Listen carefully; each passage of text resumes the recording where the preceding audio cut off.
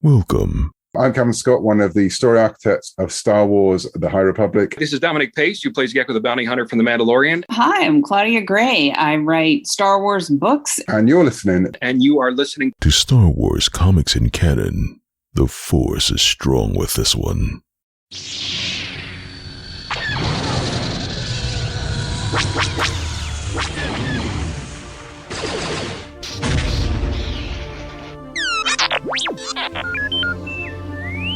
Hello there and welcome to Star Wars Comics in Canon, your guide to the wider Star Wars canon through the comic book lens. And to take you on this journey, I'm your host, Mike Burton.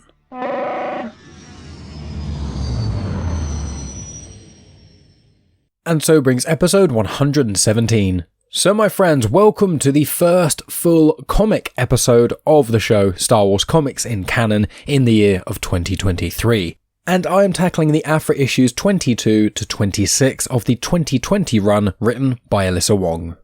Now these issues all take place between the Crimson Reign crossover and just before the Hidden Empire crossover. If you haven't heard the other Aphra episodes, make sure you go back, check those out. I'll put the details in the description so you can go back and listen to the first episode of Aphra, but please be aware there are two runs of Aphra. There's one that's a sort of sequel to the Darth Vader comics of 2015, and that's the 2016 run of Doctor Aphra comics, but this run in particular is the 2020 run of Doctor Aphra comics, her second full run, and it is set after The Empire Strikes Back, whereas the prior run was set after The New Hope, but before Empire Strikes Back.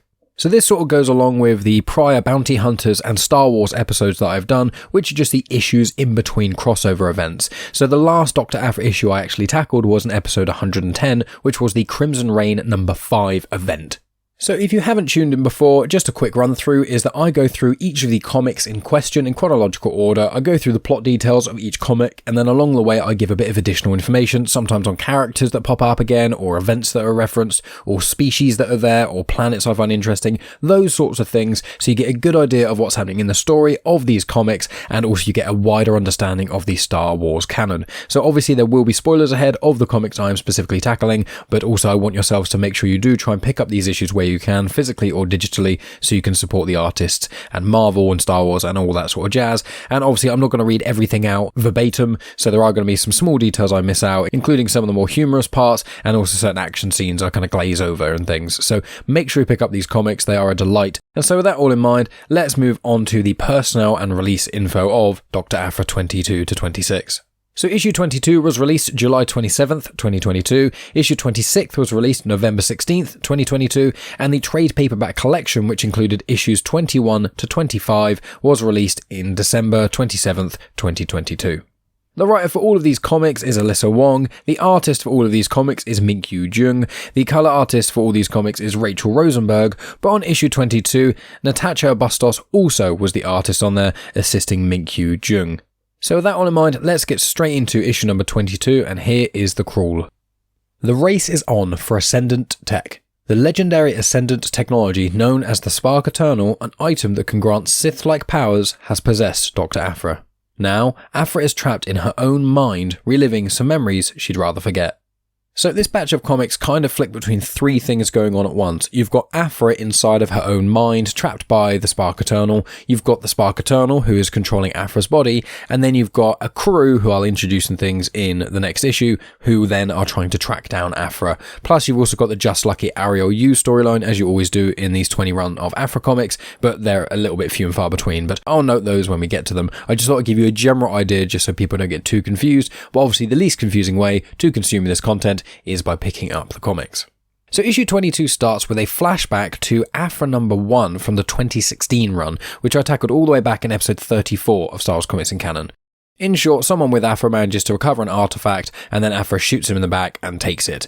So Aphra remembers that this is what's happening, and then the Spark Eternal speaks and says that they're going through her memories. It recognises her, but is unsure why, so it's trying to dig through her mind. It then shows Aphra in jail, specifically in a Kreska jail, being mind probed by a Mairan. So Mairan, Mairan, is a species we've actually seen on screen in live action. So in Rogue One, the Mairan is called Borg Gullet. It's basically like this giant octopus thing. It's in Saw Gerrera's cave on Jeddah, and it kind of mind probes Bodhi, the pilot, and it's a quite weird looking beast, but we did also see Bor Ifrium in a Kreska jail, which was in episode 51 of Star Wars Comics in Canon, which featured in the 21st issue of the 2016 run of Doctor Aphra comics. Now, Mairans were first in Star Wars Legends, specifically the Young Jedi Knights lightsaber novel, and obviously they've just appeared in canon a few times too, but they're pretty freaky things. So after seeing this beast like mind-probing Aphra, the Spark notes how much detail that memories actually store, noting that Aphra's mind can remember the colours of the wall behind her, the cold touch of this beast, and lots of other things, but then the Spark does move on. There's then a memory with Just Lucky. They're like climbing this sort of stairway in a way, and they start chatting and things, and then Just Lucky mentions Sana and Magna Tolvan. But that seems to strike a nerve with Aphra, and so he kind of glazes over it and continues talking about something else, and then the Droid Crush attack. Now the Droid Crush, his full name is the Droid Crush Pirates of Bestoon. Now they have appeared before in the Darth Vader 2020 run, in issues 8, 9, 13, 16, and a couple of others, but I tackled when they were first kind of introduced in episode 81 of Star Wars Comics in Canon, and also the Droid Crush do appear in the Shadow of the Sith book by Adam Christopher. So they're kind of linked with Ochi of Bestoon in some ways, but they're basically just droid pirates, for lack of a better term. So the Droid Crush attack her and Just Lucky at the top of this crystalline spiral staircase thing. Aphra manages to get into this building that's on the top of this massive staircase, and then grabs this orb. The Sparkatonal notes that this still isn't right, so they move on to another memory of Aphra, and then it shows Aphra in the Vermilion, which is the Crimson Dawn flagship, and she grabs the Thought Dowser, which is exactly what the Spark Eternal was looking for, because that was the first connection to the Spark. Then it kind of zooms out and you see the Spark who's in control of Aphra's body in the Archangel number 5, which is Aphra's ship. The Spark notes that Crimson Dawn have got many artifacts, so decides to try and make contact with Crimson Dawn, flies the ship towards the Vermilion, and then opens up comms. Back inside Aphra's mind, Aphra grabs the Thought Dowser and then pushes it into the Spark, and then sees the last memory of the Spark Eternal centuries ago. There are loads of Sith about killing the Ascendant, which are the group of people who've been quite a central part of this run of Aphra comics, creating this technology that Kofon Faris has been using quite a bit. Now in this flashback where there's the Sith killing the Ascendant, there is one Chadra-Fan who uses the Spark's power to kill many Sith by lifting up their lightsabers and then stabbing them with it, but it wasn't quite enough, and the Sith killed all of them, including this Chadra-Fan.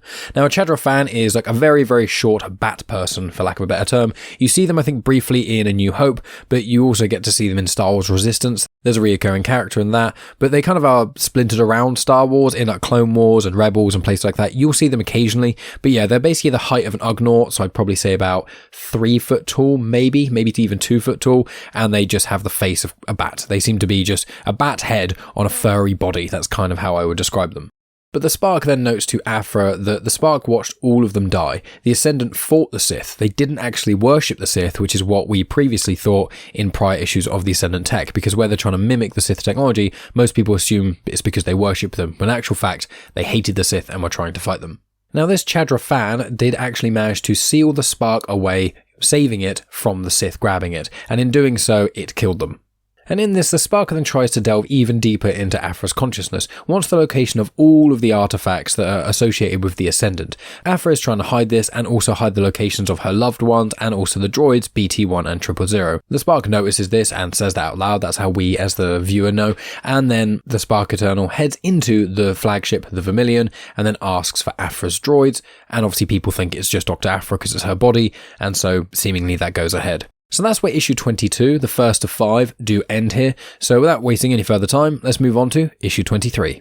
So issue 23 starts with Aphra, obviously possessed by the Spark. I'm just going to say Spark from now on, just otherwise it's going to get confusing. So the Spark is going to mean the possessed body of Aphra, possessed by the Spark, in air quotes, real life. So not inside of Aphra's mind. I'll make that clear when we do that. So the Spark meets the Archivist, introducing themselves as Dr. Aphra, and the Archivist can see straight through it and refers to them as the Ascendant. The Spark then notes that the Archivist is a specialist in the Sith, and so has some questions for them, wants some information. In short, the Spark wants everything.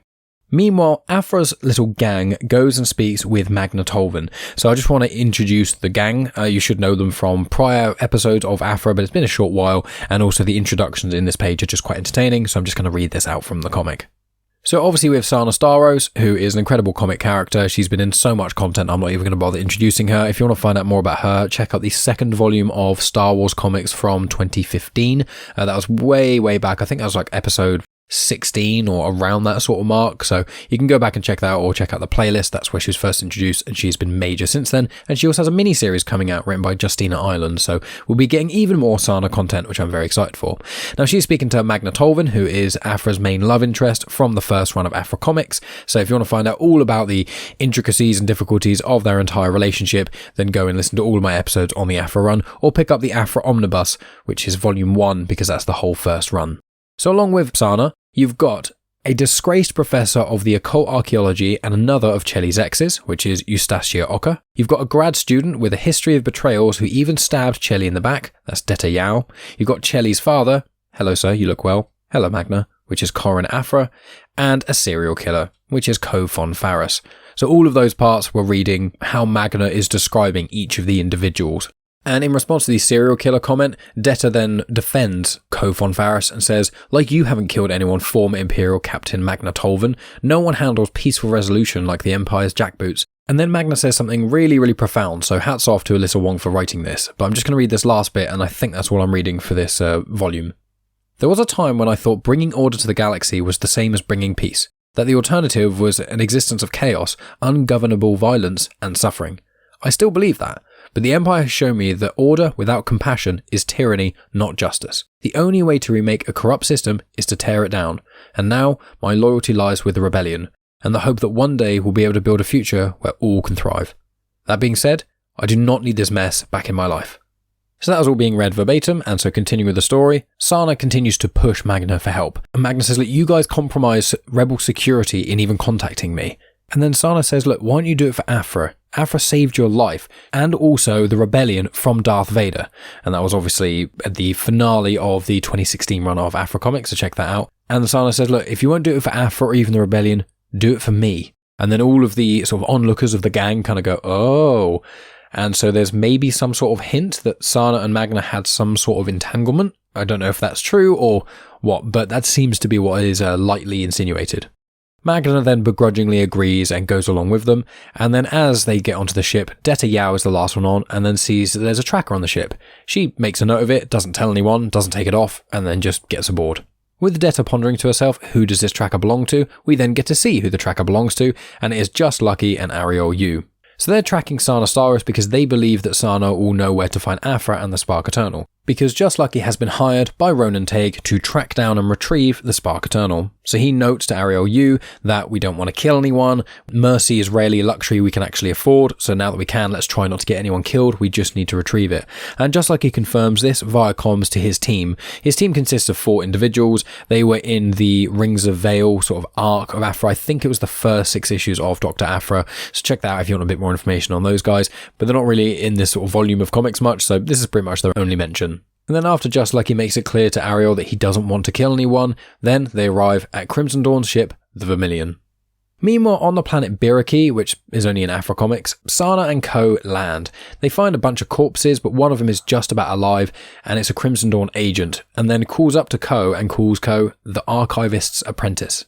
Ko then notes to the group that the Archivist actually sought her out to try and find pieces of the Spark Eternal and other artifacts, but then Ko notes that she was probably just being manipulated by the Archivist because it seems that everyone is manipulating Ko at the moment. And the way they landed on this planet is each of the gang basically provided some sort of element, like some criteria that Aphra would likely follow. You know, one has got to have of archaeological significance, one has to be sentimental, one has to be in sort of the outer rim, but one also has to be hidden in plain sight, these sorts of things. And so they all kind of come together, and the only place that matches all of these things is Biraki, because Aphra has brought at least 2 of them there before. So aside from Crimson Dawn, there doesn't really seem to be anyone about, so the group then walk into the jungle sort of area because they're currently on like a beach, and as they head further into the jungle, they then get somewhat ambushed by some Crimson Dawn agents. Now there are more corpses around, but they can't really pay attention to that while this whole shootout happens. So there's a few pages of some really good action, well written, well drawn and everything, and the colours are fantastic too. There's fighting, there's shooting, there's a bit of team up and things like that, and as they seem to sort of win, they get to this hut that's in the middle that seems to be what people are fighting about, and there's one Crimson Dawn member left, and as he exits the hut, this blade goes through his chest and he collapses on the floor.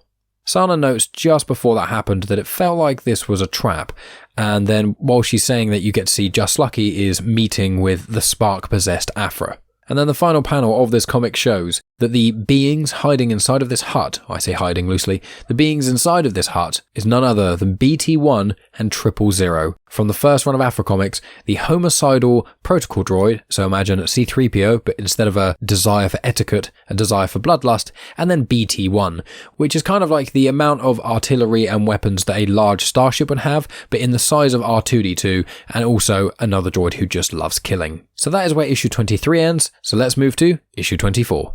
So issue 24 starts with Aphra still in her memories, running away from some sort of gang, and then this Chadra-Fan appears and introduces himself as Miril, M-I-R-I-L.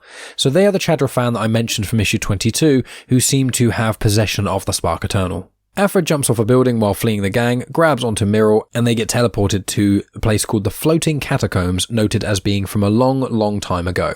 There is a Togruta who's holding a red lightsaber, and it is noted that this Togruta is part of the Darkseekers. Now, the Darkseekers basically hunt threats to the Sith. They seem to be acolytes of the Sith, but yeah, trying to fight off the things that are probably not important enough for the Sith to really bother with, but they all have red lightsabers. I don't know if they're force sensitive or what. They don't really seem to be, but I imagine they have to have some degree of force sensitivity to even align with the Sith and be allowed to have lightsabers, but I'm sure we'll either get more information on the Darkseekers in Aphra comics and things, or it's just a little bit of breadcrumbs for an upcoming bit of content. That's obviously, everyone knows that in Star Wars Legends, one of the biggest things people enjoyed was the Old Republic, things like the Knights of the Old Republic games, Revan's story, the Darth Bane trilogy of books. Those sorts of things is a major part of what's missing from Star Wars canon, because it keeps getting referenced, you know, the Sith Wars, why there's not been a Sith for 1,000 years, all these things. I assume the Acolyte series that's coming out is probably going to delve into those sorts of things, but at the moment, we just don't really know in canon, so it's really cool finding out some more sects of potentially dark side users from ages ago. I really like finding out more about the ancient Sith, even if it is more of a tease. But back in real life, in air quotes, you've got 000 and BT-1 start firing at Sana and the group. Detta saves Ko-Fun Faris, and Ko then sort of blushes and seems to be a little bit hot under the collar, should I say, for Detta a little bit, especially because Detta defended Ko against Magna in the prior issue, so there seems to be something kind of being fostered there, some sort of feelings. The droids then get shot at and then thrown down by Ko-Fun Faris using the Ascendant technology, and then Sana stands over them and offers them some more murder. 000 says, well, you should have started with that, of course, and then they decide to invite them into the hut, and then the group all start to discuss things. While this is going on, back into Aphra's mind, Miril is fighting these Darkseekers, uses the Ascendant tech to take the lightsabers away from them, and then starts to attack them, but doesn't seem to kill all of them. Miril then notes that to use the spark, she needs a complete sync, so either that means there's complete calm or intense passion. And while this is happening, the Darkseekers are attacking Aphra and also Miril, and Miril can't focus enough to actually use the Spark Eternal to fight back. Aphra says that she's not going to die in someone else's dream, so holds a blaster to Miril's head and says, look, just give up the spark to these people so I can live. This then incites intense passion in the Chadra-Fan, obviously furious with rage, and that means that they sync with the Spark Eternal, so power flows through them. Aphra noted that that was intentional and that was just a plan for a distraction. She starts to shoot a couple of Darkseekers that are taken off guard, and then Miril kills the rest of them. Miril is then struggling to kind of let go of the Spark Eternal, seems to be consumed by it in some way, but then Aphra tells Miril to just let go. The spark slowly fades, and then the Chadra-Fan somewhat collapses, but Aphra catches them. Miril then has enough power to get them to leave the area that they're in, and they teleport out, and they appear in the Barleth Sanctum underneath the university, which is where this whole Spark Eternal stuff kind of started. Miril notes that the spark that she's using at the moment is a prototype, but the real one is going to be integrated with AI, so artificial intelligence, and it's going to unify technology and organic bodies on an intuitive level, and this means that the Thought Dowser, for example, will be far easier to use. Miril realised that after creating a lot of this Ascendant technology, like the Whip of Sorrow and those glove things that are kind of like magnetic force kind of things, noticed that there's one thing missing from the Ascendant technology, and that specifically is a weapon. And the weapon she deems as the Sith Killer is a giant sword thing. And who's got the sword? The Spark Eternal, standing there, holding the sword, looking straight at Just Lucky and Ariel Yu. So that is where issue 24 ends, so we move on to the penultimate issue, issue 25. So, 25 starts with the Spark Aphra swinging the Sith Killer sword at Just Lucky and Ariel Yu, trying to kill them. Ko-Fun Faris then sends a comm to the Archivist's office, which is where all of this is going on, and the Spark answers, pretending to be the Archivist. They have a back and forth, and it's basically agreed that Ko says that they have some sort of ascendant technology that they want to give to the Archivist, and the Spark, pretending to be the Archivist, says, yep, that's fine, come to the Crimson Dawn flagship, we'll let you on board, and just come up to my office. So the comm channel then closes, and then the gang are like, yeah, great, the plan worked, let's get on with things. We then get a few panels showing that the droids on Biraki were really bored since Aphra dropped them off. There's been nothing to kill, nothing to do, so they've just been eagerly waiting for someone to come along so they can start killing again.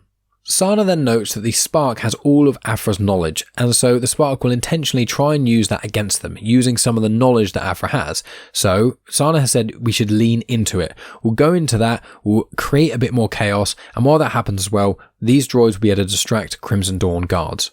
So, they get on board without too much hassle, Ko-Fon Farris goes off to meet the Spark Eternal at the Archivist's office, and the rest of the gang manage to sneak off the ship without being seen by Crimson Dawn agents. While this is happening back in Aphra's mind, you've got Miral showing Aphra the Sith Killer blade. Miral shows Aphra to test it, so Aphra grabs a Sith lightsaber, tries to slam it down on this blade, and the lightsaber deactivates and then doesn't seem to work anymore, but it seems to only work temporarily, and the slice down still does damage the blade, and the blade in this scenario broke. Now the blade itself is made out of a Cortosis alloy. Now many of you will probably recognise Cortosis from Star Wars Legends. It was in a huge amount of Legends content, including the Darth Bane books, the Jedi Knight games, the Knights of the Old Republic games, and loads of others. It's in a lot of video games, but there is quite a lot of difference in how it's used. Some places describe the material itself as really dense, other places describe it as malleable, some places say that like weapons made out of Cortosis is just lightsaber resistant, while in other places it seems to completely deactivate lightsabers. It seems to deactivate a lightsaber and some can suddenly be switched back on. Other times their lightsaber is useless for a few minutes. So it's in Legends, it's a little bit of a mess of actually what Cortosis does. As in, we know the general effects, but the specifics are very muddied and don't really get explained. In canon, however, they have had Cortosis appear in a few places. So in Legends, the first place it seemed to appear is the novel I, Jedi, which was released in 1998, but in canon it was first shown in A New Dawn, which is a book I have tackled on the Patreon of Genuine Chit-Chat, so go over to patreon.com/Genuine Chit-Chat. For as little as £1 a month, you get access to hundreds of episodes of Afterthoughts, and then quite a few Star Wars book reviews, a couple of canon ones, but a lot of Legends ones. Now, A New Dawn is the prequel book to Star Wars Rebels, and all of you will know we're soon to be doing a Star Wars Rebels show on the Feeder Comics Emotion and also on the Genuine Chit-Chat YouTube channel. So we're going to be watching seasons of Rebels, and we're going to do an episode per season over, a month or two. So make sure you look out for that. But if you are a fan of Star Wars Rebels and you want to know how Hera Syndulla and Kanan Jarrus met, and also you want to hear a little bit about Cortosis, then go check out A New Dawn. Also in canon, Cortosis has popped up in the book Thrawn Alliances, as well as the Star Wars Uprising game, you get to see it, and it is also in the War of the Bounty Hunters Boosh comic. In canon, it's shown that Cortosis is quite a strong metal, and it seems like Cortosis is somewhat, maybe even from Legends, getting some of the same issues where the specifics of how it works or what it actually does is a little bit in the air, but in short, it does add a lot of protection, especially from blaster bolts, and then does seem to be able to either deflect lightsabers or, in this scenario for the Aphra comics, actually deactivate them. I assume there's going to be some sort of on-screen content that's specifically around Cortosis. I wouldn't be surprised if it is in the Acolyte, and then we're probably going to get like a more in-depth view on it, but at the moment it is a little bit up in the air. But back to the story, speaking about Aphra and Miral and this blade that's made out of Cortosis, Miral confirms that they didn't actually finish the Spark Eternal or the Null Blade. They were killed before they could get away with doing all that, and it's confirmed that Miral died centuries ago.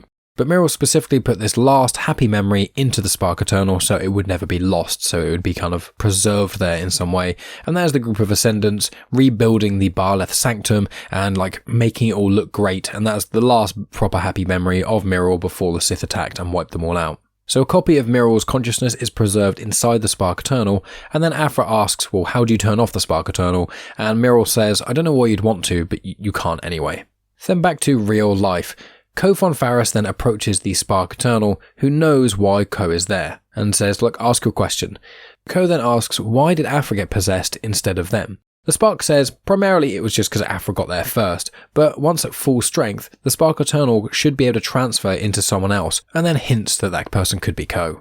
Meanwhile, you've got Sana and the rest of the gang trying to find Ko, and just like he runs past them and tells Sana that you need to run, you need to leave, that something's happened with Aphra, and you won't be able to fight it, just run. Sana then comms to Ko, and then the Spark answers and says to come to the Archivist's office. They're nearby, so they go there pretty quickly, and then just before they enter, Ko uses the Ascendant tech to drop this giant chandelier thing onto the Spark Eternal. The gang then enter, and the Spark is crushed under this chandelier, but seems to be okay apart from their legs being trapped, and reaches for something on Ko's belt. They manage to grab something that they believed was the Whip of Sorrows, but it is instead an old lightsaber hilt that doesn't work.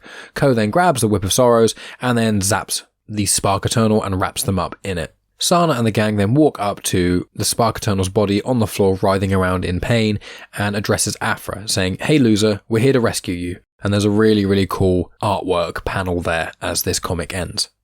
So my friends, move on to the final comic, issue 26. So the Spark Eternal manages to explode out of the Whip of Sorrows that was holding onto it, and then heals Aphra's broken legs, which were broken from the chandelier falling on them. It then runs for the blade, which we now know is called the Null Blade instead of just the Sith Killer, but Ko manages to get to it first. Now, I will say that this issue in particular has loads of cool action scenes, and this really, really benefits from you reading it. There's loads of great lines of dialogue, really cool action. So once again, I am going to kind of glaze over some of the actiony parts, but again, please try and pick up this comic where you can. So the Spark manages to pull the sword away from Ko, but then also is now in control of Ko's gloves, and then uses Ko's gloves to throw the rest of the gang to one side. Spark notes that it controls everything that it touches, and anything that it's touching touches as well. So because the Spark was controlling the Null Blade, that meant that because Ko touched it, then anything sort of technology related that touched the blade was then under the control of the Spark. The Spark also tells the gang that you don't need to worry about Chelly. Chelly is hers and is happy. Meanwhile, you get to see what Aphra is up to. So Aphra is trying to break out of this mind prison thing that they're in and grabs a Sith lightsaber.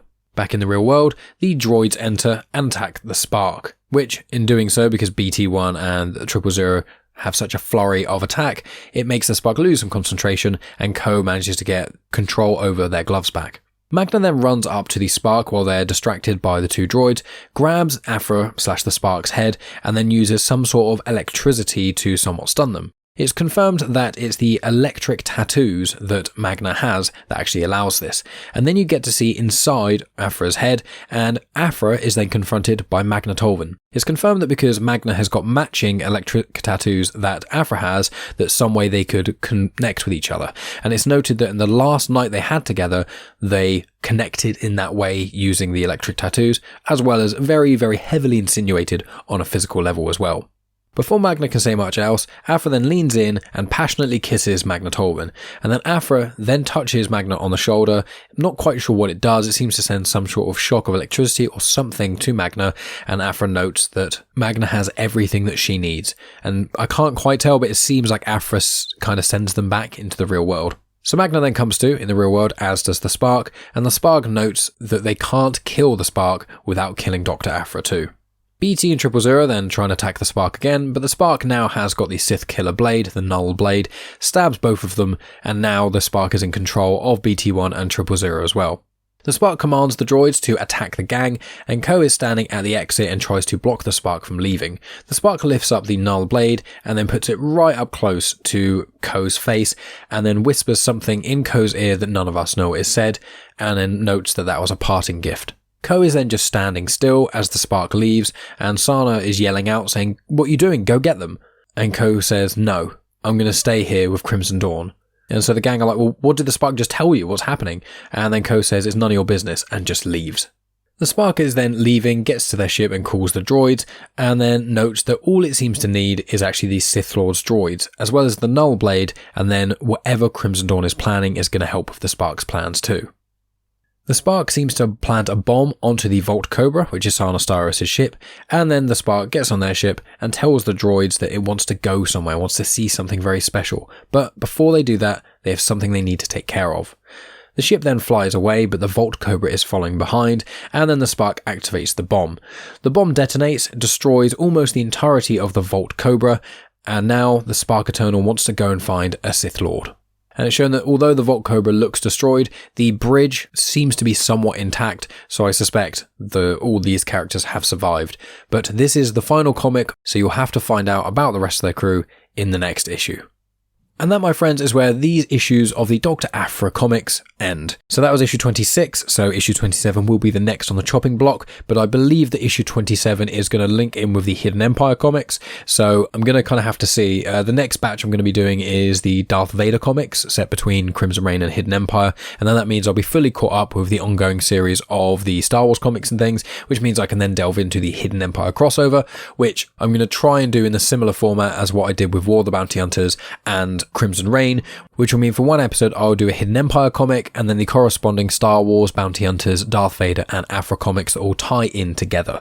So that will be what you can expect going forward, but as I said, I am going to be doing the Vader comics before that, and then also I'm likely going to do the comic Star Wars Revelations before that as well. It's a one-shot comic that I've read and I don't necessarily fully understand. Like, I kind of get it, but I don't really understand why it's been made, and I don't fully get it, basically. But I'll be tackling the Revelations comic probably before I do the Hidden Empire crossover, so it's a general idea of what you can expect going forward. As I said, there's going to be those Vader comics that I'm going to be tackling, the 2020 run of Vader comics, then Star Wars Revelations, and then the Hidden Empire comics as well. In between that, I'm probably going to release a few other bits and pieces, so there are the Tales from the Rancor Pit anthology horror comics by Cavan Scott that I'm probably going to do as well. Then there's also the Clone Wars Battle Tales. I keep threatening to do those. Who knows when I'll do them, at some point, no doubt. But then also there's the High Republic Quest for the Hidden City book review. I'm about 2/3 through that book now, so I'm hoping in the next few weeks I'll have finished it so I can record a book review for yourselves. But then also on top of that, there are the Dark Horse Hyperspace Stories comics, which are not dissimilar to Star Wars Adventures. Each issue is like its own story, and it seems to be mainly heroes and things that it's focusing on at the moment. There are going to be 12 issues of the Hyperspace Stories, which means there's going to be 3 volumes of it. Each volume is going to be 4 issues, and apparently there's one through story, like a secret 13th story, that's going to become very apparent when we finish the Hyperspace Stories. At the moment, I've only read the first 2 Hyperspace Stories. I was waiting until the 4th one arrived, and then I was going to read them all when I tackle that. So at some point over the coming weeks, I'm also going to do the Dark Horse Hyperspace Stories anthology comics as well. So that's basically what you can look forward to. Tales from the Rancor Pit, the Vader comics, Star Wars Revelations one-shot, the Hidden Empire crossover event, the Quest for the Hidden City High Republic book review, and Hyperspace Stories. And obviously I will try and do the Clone Wars Battle Tales thing in some point, and I've also got something quite fun and a little bit special planned for April 1st as well. And it's not going to be something that's strictly canon, but we'll delve into that when we get there, but I'm quite excited to do that too.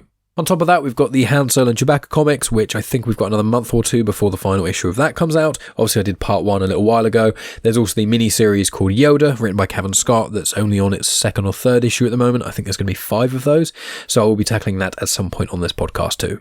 But that's what you can expect going forward. To support the show, you can rate and review on Spotify, Good Pods, or Apple Podcasts, or any other various places. You can follow me on social media at Genuine Chit-Chat, where I post pictures from these comics I tackle, mainly the covers and then a few panels in between as well. I also do snippets of the Genuine Chit-Chat episodes, so you can have a little idea of the kind of conversations I have with the guest of that episode. And also you occasionally get like mini movie reviews or just photos of other stuff I'm up to, including photos and videos of my dog Willow, who is a cute little cockapoo, more of a cocker spaniel pup. So if you want to see those sort of things, please consider following me on social media. Obviously, subscribe to my YouTube channel, youtube.com/Genuine Chit-Chat. There are video versions of Genuine Chit-Chat interviews there. There's all the episodes of Star Wars comics in canon on there, and also everything is in playlists. So if you check out the playlist, you can just listen to, say, every episode of Doctor Aphra, or every episode where I've spoken about Vader, or, you know, if you just want to specifically target one comic run, or one era, things like that, or you just want to hear every book review, or everything to do with the High Republic, YouTube is a really, really good place to go and listen to all of those things. In addition to that, make sure you always check out the show notes. There's loads of information on what I've got going on, prior episodes of Star Wars comics in canon, things going on with Genuine Chit-Chat, and also lots of guest spots. So I recently appeared on Indie Comic Spotlight to talk about Miracle Man, the first 4 books, so the 3 by Alan Moore and the 4th, which is the Golden Age by Neil Gaiman, as I kind of run up to the Silver Age, which is coming out as we speak. In addition to that, I appeared on the Ike's Flame podcast to talk about the High Republic as well, and I've also got a couple of other things planned. I'm planning on going on someone's YouTube channel to talk about Star Wars in, I think, 2 in a few weeks' time. I think it's 3 weeks. So once that's kind of recorded in the bag, then I'll promote that on this show as well. I've got a few other cool things in the background planned. Hopefully some more Star Warsy guests for Genuine Chit-Chat that I'll likely post on this feed as well. But if you're listening on YouTube, it will be on there anyway. So the best thing to do is subscribe to Genuine Chit-Chat on a podcast player, subscribe to Comics in Motion on a podcast player, and also there's a new feed for Star Wars Comics in Canon. I'm trying to release an episode every day or so on there from my back catalogue so I can catch up to where we are now. Obviously, this is episode like 117, plus there's like a handful of book reviews in between that as well that aren't explicitly numbered. So it's going to be about half a year until they're all fully caught up. But if you're a relatively new listener to Star Wars Comics in Canon and you want to kind of go through the back catalogue without scrolling through the hundreds of episodes of Comics in Motion, either go to YouTube or go to Star Wars Comics in Canon. It should show up in any of the podcast players, and then you can start from episode 1. And if you want to listen to one episode every day or thereabouts, then that's a really good place to start on a big old binge from the start.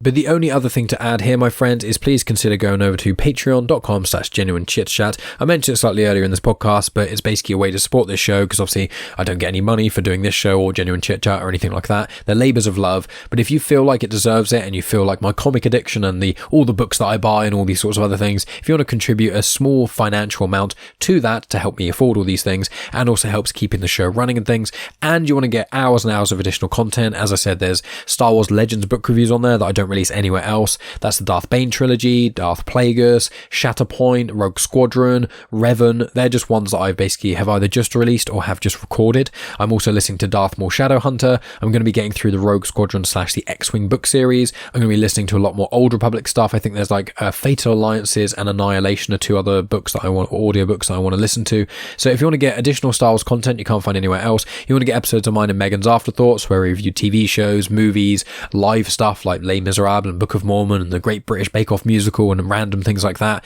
and you want to get at least 1 episode of those every single week, and often you get 2 episodes a week as well. There's over 130, I think, in the back catalogue of Afterthoughts, some with Megan, some just myself. If you want to do all those things, get access to all that stuff, and also support the show and just make me smile, and you also get a free portion of my undying love with every Patreon subscription at any tier. And to clarify, it's only £1 a month and you get access to the entire audio catalogue and a link that you can put into the podcast player of your choice. Please consider going to patreon.com/genuinechitchat. But that's enough from me, my friends. Thank you for listening. As always, I appreciate you all. Thank you for sharing, supporting the show, telling your friends about it, all that sort of jazz, and rating, reviewing, commenting, all that sort of stuff.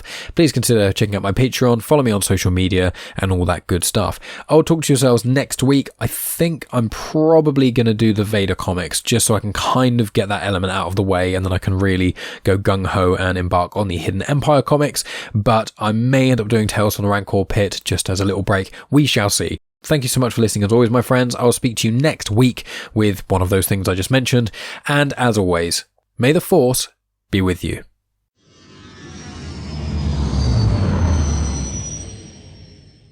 The intro for Star Wars Comics in Canon is arranged by myself, Mike Burton, and the backing music was made by Eric Matias of soundimage.org. You have just experienced host, creator, everything elser of Genuine Chit-Chat, and also the host and creator of Star Wars Comics in Canon, found on the Comics in Motion podcast, Mike Burton.